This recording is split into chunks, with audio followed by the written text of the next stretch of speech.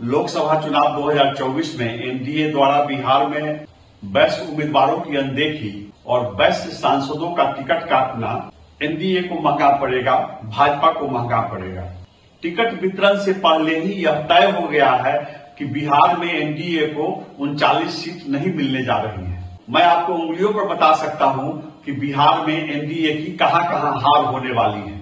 हार के कई तरह के कारण होते हैं, लेकिन सीटों की शेयरिंग में ही स्पष्ट हो गया है कि एनडीए बुरी तरह हारने जा रहा है। एनडीए तिरहुत प्रमंडल में 2 वैश्य सांसदों का टिकट काटने का निर्णय ले चुका है।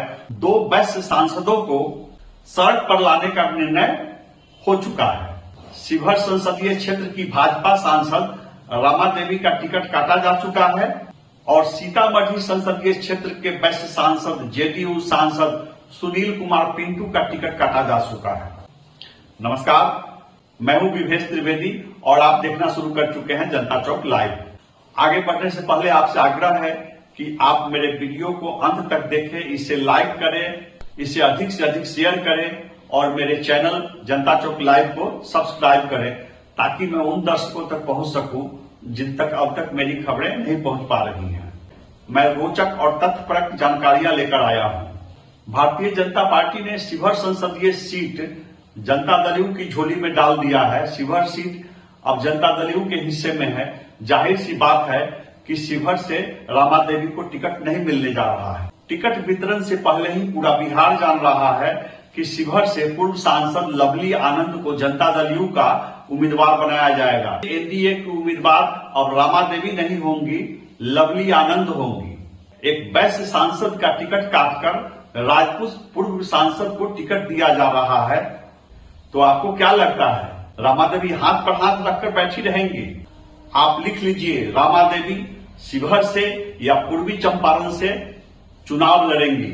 रमा देवी पूर्वी चंपारण से चुनाव लड़ती थी, वहां से सांसद भी रह चुकी थी। राधा मोहन सिंह ने अपना रास्ता साफ करने के लिए रमा देवी को न सिर्फ दल में शामिल कराया था बल्कि उन्हें शिवहर से उम्मीदवार बनवाया था ताकि पूर्वी चंपारण में उन्हें वैश्य वोट मिल सके।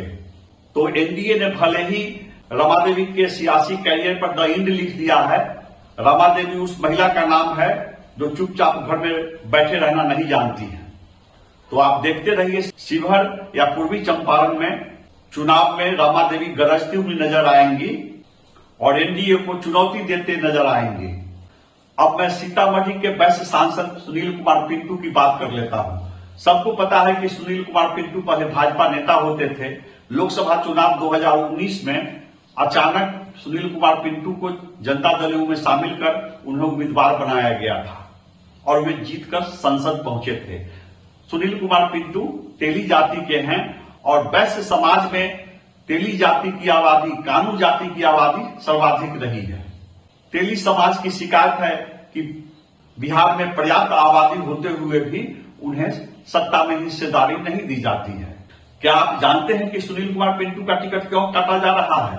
सुनील कुमार पिंटू भाजपा के प्यार में मारे जा रहे हैं। सुनील कुमार पिंटू भाजपा के प्यार में कुर्बान हो रहे हैं। आप यूं कहिए कि वे बलि चढ़ रहे हैं। भले ही सुनील कुमार पिंटू जेडीयू सांसद थे, लेकिन पटना से लेकर दिल्ली तक भाजपा के नेताओं से उनके मधुर संबंध रहे। आपको याद होगा, बीच में जब अमित शाह बार बार कह रहे थे कि नीतीश कुमार के लिए सारे दरवाजे बंद कर दिए गए हैं, जब यह कहा जा रहा था कि नीतीश कुमार के लिए सारे दरवाजे बंद कर दिए गए हैं, उस समय पूरा बिहार जानता था कि जेडीयू सांसद सुनील कुमार पिंटू के लिए भाजपा के दरवाजे खुले हुए हैं। सुनील कुमार पिंटू भाजपा के लिए, भाजपा के प्यार में नीतीश कुमार की आंखों की किरकिरी बन गए। भाजपा से सुनील कुमार पिंटू की बात हो चुकी थी। सुनील कुमार पिंटू की वापसी और उन्हें उम्मीदवार बनाया जाना तय था। इसी से नाराज होकर नीतीश कुमार ने घोषणा कर दी कि सीतामढ़ी संसदीय क्षेत्र से देवेश चंद्र ठाकुर जेडीयू के उम्मीदवार होंगे। टिकट के बंटवारे से पहले, सीट शेयरिंग से पहले, उम्मीदवारों की घोषणा से पहले नीतीश कुमार ने सबसे पहले सीतामढ़ी के उम्मीदवार की घोषणा कर दी। उन्होंने दिल्ली की एक बैठक में साफ शब्दों में कहा कि देवेश चंद्र ठाकुर सीतामढ़ी से जेडीयू उम्मीदवार होंगे। दरअसल नीतीश कुमार सुनील कुमार पिंटू को सबक सिखाने के लिए मन ही मन तय कर चुके थे कि उनका टिकट काटा जाएगा। सुनील कुमार पिंटू अपनी इच्छा से जनता दल यू में नहीं गए थे, वे भाजपा नेतृत्व की सहमति से जनता दल यू की सदस्यता स्वीकार करते हुए सीतामढ़ी से जेडीयू उम्मीदवार बने थे। क्या आपको लगता है कि सुनील कुमार पिंटू चुपचाप बैठे रहेंगे? जैसे ही मुख्यमंत्री नीतीश कुमार ने देवेश चंद्र ठाकुर को सीतामढ़ी से अपना उम्मीदवार घोषित किया, उसी समय से सीतामढ़ी में सभी दलों के पिछड़ी जातियों के नेता, अति पिछड़ी जातियों के नेता गोलबंद हो चुके हैं। सीतामढ़ी में बैठक हो रही है और सब मिलकर देवेश चंद्र ठाकुर की हार सुनिश्चित करने की रणनीति बना चुके हैं। अब मैं आपको एक और बात बता देता हूं। सीतामढ़ी संसदीय क्षेत्र में 2.5 लाख वैश्य वोटर हैं। जिस संसदीय क्षेत्र में 2.5 लाख वैश्य वोटर हैं, वहां वैश्य सांसद का टिकट काटकर ब्राह्मण जाति के देवेश चंद्र ठाकुर को टिकट दिया जा रहा है, जबकि सीतामढ़ी संसदीय क्षेत्र में बड़ी मुश्किल से ब्राह्मण मतदाताओं की संख्या 60 से 70 हजार होगी। सीतामढ़ी में भूमिहार वोटरों की संख्या करीब 1,40,000 के आसपास है। कहा जाता है कि विनाश काले विपरीत बुद्धि। जिस समाज के वोटरों की संख्या 2.5 लाख है, उस समाज के सांसद का टिकट काटकर एक ऐसे व्यक्ति को टिकट दिया जा रहा है जिसकी जाति के वोटरों की संख्या बड़ी मुश्किल से 60 से 70 हजार है। मैं यह नहीं कह रहा हूं कि जिस जाति की आबादी कम है उसे उम्मीदवार बनने का हक नहीं है, चुनाव लड़ने का हक नहीं है, लेकिन बिहार की इस कड़वी सच्चाई को कोई अस्वीकार नहीं कर सकता है कि उम्मीदवार वही जीत पाता है जिसके स्वजातीय मतों की संख्या निर्णायक होती है। तो सीतामढ़ी संसदीय क्षेत्र में ब्राह्मण कहीं से भी निर्णायक नहीं है। अब मैं आपको बताऊंगा कि सीतामढ़ी में देवेश चंद्र ठाकुर की उम्मीदवारी के सामने, सीतामढ़ी में एनडीए उम्मीदवार के सामने किस तरह की चुनौती है, और मैं कैसे कहने जा रहा हूं कि अगर देवेश चंद्र ठाकुर सीतामढ़ी से उम्मीदवार बनाए जाते हैं तो उनकी हार तय है। सीतामढ़ी में सर्वाधिक वोट यादव समाज के हैं। सीतामढ़ी में 3.5 लाख यादव वोटर हैं, 2 से 2.5 लाख मुस्लिम वोटर हैं, 2.5 लाख वैश्य वोटर हैं। एक और वोटर हैं जिन पर लोग ध्यान नहीं देते हैं, अनुसूचित जाति के वोटर। जी हां, मैं चमार समाज की बात कर रहा हूं, मैं दुसाध समाज की बात कर रहा हूं। चमार और दुसाध समाज के लोग, राम और पासवान समाज के लोग लोकसभा चुनाव में नीतीश कुमार को वोट नहीं देने जा रहे हैं।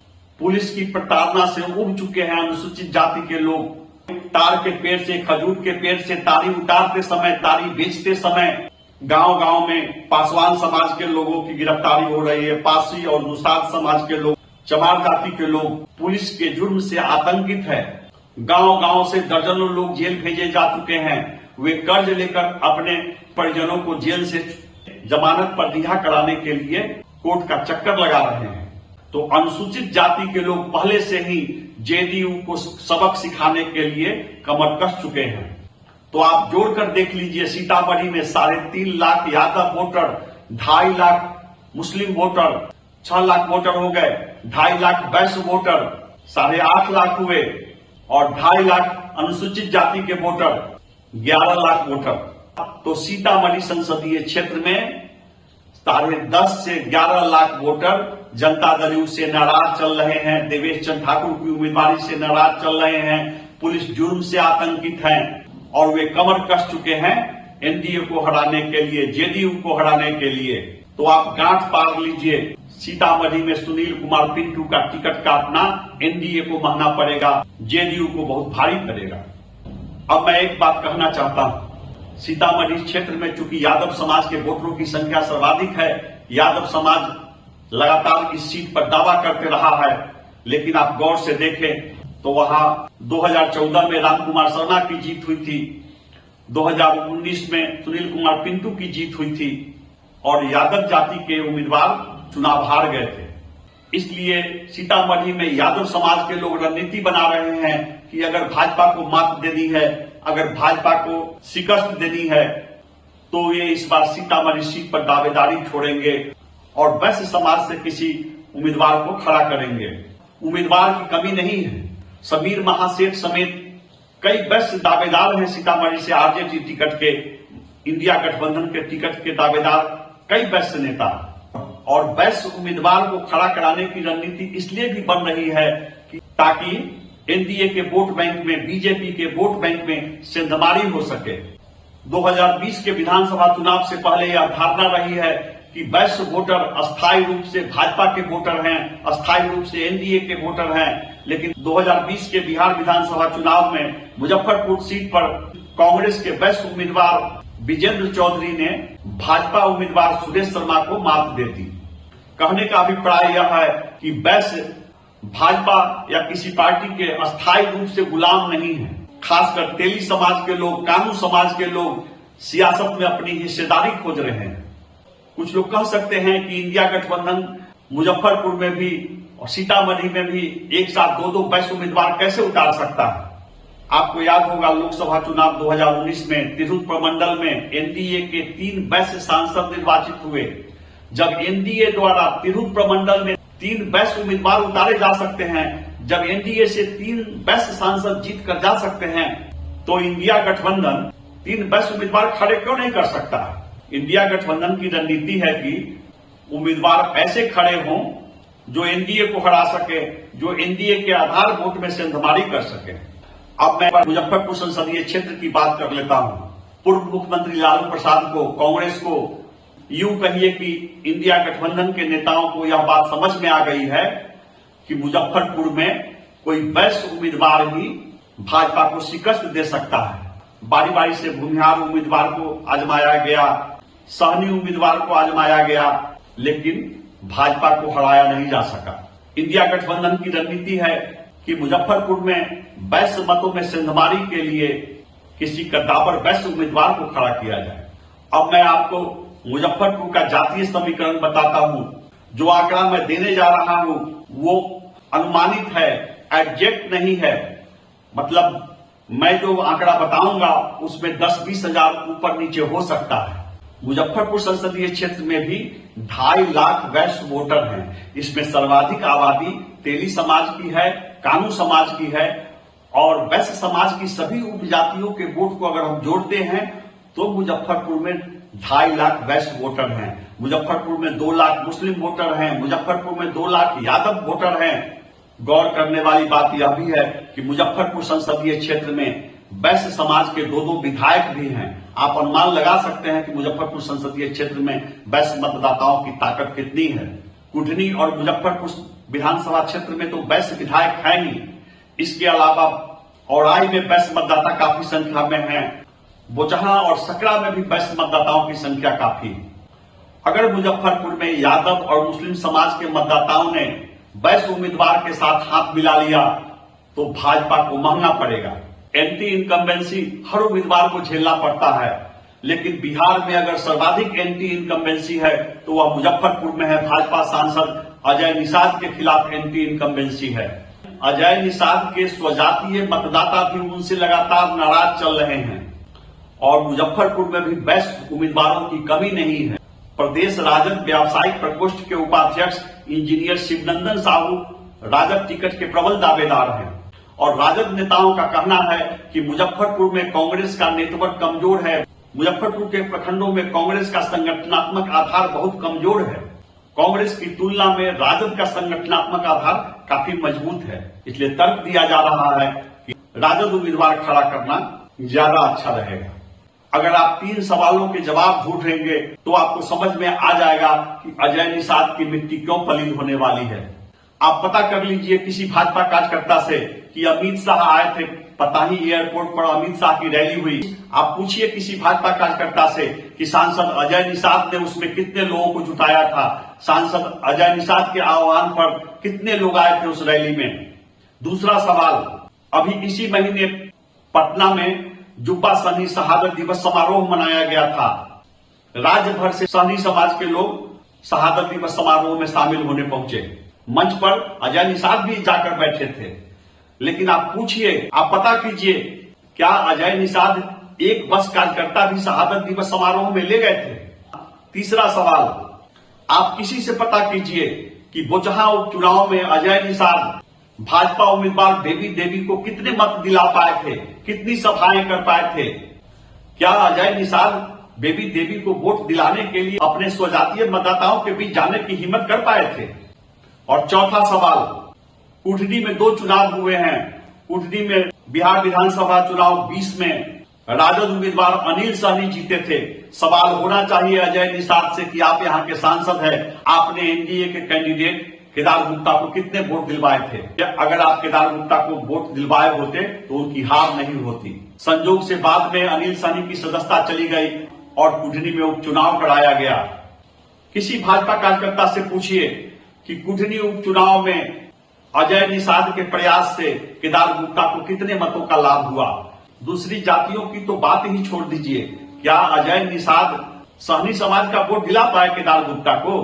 तो पटना में मंथन चल रहा है, कई वैश्य उम्मीदवारों पर विचार किया जा रहा है। इंजीनियर शिवनंदन साहू के नाम पर विचार चल रहा है, देवीलाल के नाम पर विचार चल रहा है, कांग्रेस विधायक विजेंद्र चौधरी के नाम पर भी विचार चल रहा है। लेकिन चूंकि विजेंद्र चौधरी कलवार समाज के हैं और हाल में जो बिहार में जातीय सर्वे कराया गया उसमें कलवार समाज के वोटर बहुत कम हैं। अगर मैं मुजफ्फरपुर लोकसभा क्षेत्र की बात करूं तो मुश्किल से 7,000 कलवार समाज के वोटर होंगे। वैश्य की उपजातियों में सर्वाधिक आबादी तेली समाज की है, कानू समाज की है, सोनार समाज की है और कई उपजातियां हैं वैश्य की। उन उपजातियों में कलवार समाज की आबादी कम है। तो राजद में यह विचार चल रहा है कि तेली समाज के शिवनंदन साहू को प्रत्याशी बनाया जाए। वैश्य समाज की महत्वाकांक्षा जाग चुकी है। वैश्य समाज का कहना है कि जब मुजफ्फरपुर में सुरेश शर्मा को हराया जा सकता है तो अजय निषाद किस खेत की मूली हैं। राजद में अभी शिवनंदन साहू और देवीलाल का नाम सबसे ऊपर चल रहा है। बिहार प्रदेश तैलिक वैश्य साहू समाज के प्रदेश प्रभारी इंजीनियर शिवनंदन साहब दशकों तक मुजफ्फरपुर में पदस्थापित रहे और विकास योजनाओं के कार्यान्वयन में वे पंचायती राज के जनप्रतिनिधियों से जुड़े रहे, वे ठेकेदारों से सीधे जुड़े रहे। तो गांव गांव में पंचायती राज के पूर्व और वर्तमान प्रतिनिधियों से उनका सीधा संबंध है। दूसरी बात यह है कि कानू समाज के लोग, तेली समाज के लोग कमर कस चुके हैं कि मुजफ्फरपुर से अगर तेली समाज से प्रत्याशी खड़ा किया गया तो इसका संदेश पूरे बिहार में जाएगा और इंडिया गठबंधन को इसका लाभ मिलेगा। टिकट के दूसरे दावेदार देवीलाल हैं। बताया जाता है कि लालू प्रसाद से उनका सीधा संबंध रहा है। लालू प्रसाद के परिवार में देवीलाल पहचान के मोहताज नहीं है। 2-3 बार देवीलाल की लालू प्रसाद से मुलाकात भी हो चुकी है। मुजफ्फरपुर के सभी दलों में उनके शुभचिंतक हैं। मुजफ्फरपुर के सभी प्रखंडों में उनसे लोगों का सीधा संपर्क रहा है। तीसरे दावेदार कांग्रेस के विजेंद्र चौधरी हैं। विजेंद्र चौधरी के लिए पूर्व केंद्रीय मंत्री डॉक्टर अखिलेश प्रसाद सिंह अपनी पूरी ताकत झोंक चुके हैं, लेकिन कांग्रेस में उम्मीदवारों की संख्या काफी अधिक है। देखना यह है कि मुजफ्फरपुर सीट कांग्रेस के हिस्से में आ पाती है या राजद यहां से अपना उम्मीदवार उतारता है। चलते चलते मैं आपको यह भी बता दूं कि शिवहर संसदीय क्षेत्र में भी वैश्य उम्मीदवार का, वैश्य सांसद का टिकट काटना भाजपा को महंगा पड़ सकता है। एनडीए को इसकी कीमत चुकानी पड़ सकती है। शिवहर में भी एमवाई समीकरण में अगर वैश्य ने हाथ मिला लिया तो परिणाम चौंकाने वाले होंगे। आप एक बार नोट कर लीजिए, शिवहर में भी जेडीयू उम्मीदवार होंगे तो उन्हें अनुसूचित जाति का वोट नहीं मिलने जा रहा है। बिहार में जनता दल यू को भाजपा की तरह अनुसूचित जाति का वोट नहीं मिलने जा रहा है। जहां जहां जनता दल यू के प्रत्याशी होंगे वहां वहां पासवान समाज के लोग, दुसाध जाति के लोग और पुलिस से प्रताड़ित अनुसूचित जाति के तमाम मतदाता जनता दल यू के खिलाफ मतदान करेंगे। उत्तर बिहार में वैश्य समाज के मतदाता इस बार निर्णायक भूमिका में होंगे और भाजपा खुद के द्वारा खोदे गए कुएं में कूदने जा रही है। मैं आपको उंगलियों पर बता सकता हूं कि कहां कहां जेडीयू की हार होने जा रही है। आप लिख लीजिए, अगर जहानाबाद में जेडीयू सांसद को फिर से प्रत्याशी बनाया गया तो उनकी हार तय है। पिछली बार वे हारते हारते जीत पाए थे। जेडीयू उम्मीदवार को अगर झंझारपुर में दोहराया गया तो उनकी भी हार तय है। किशनगंज में जेडीयू उम्मीदवार की हार तय है। पूर्वांचल की कई सीटों पर जेडीयू की हार होने जा रही है। एक बात मैं आपको और बता देता हूं, आपको याद होगा राजद प्रवक्ता और सांसद मनोज झा ने अंदर के ठाकुर को मारने की बात कही थी और उस पर आनंद मोहन का जो बयान आया था, उनके बयान को शिवहर का ब्राह्मण समाज भूला नहीं है। शिवहर का ब्राह्मण समाज यह भी नहीं भूला है कि रघुनाथ झा और आनंद मोहन के बीच कैसा मुकाबला हुआ था। तो शिवहर के मतदाता रघुनाथ झा के अपमान का भी बदला लेंगे और शिवहर के मतदाता आनंद मोहन के बयान का भी बदला लेंगे। चुनाव रोमांचक होगा और परिणाम चौंकाने वाले होंगे। आपसे आग्रह है कि आप मेरे चैनल पर बने रहें, इस वीडियो को लाइक करें और इसे अधिक से अधिक शेयर करें। मेरे चैनल जनता चौक लाइव को सब्सक्राइब करें ताकि मेरा मनोबल बढ़े और मैं और अच्छी अच्छी खबरें लेकर आपके बीच आता रहूं। नमस्कार।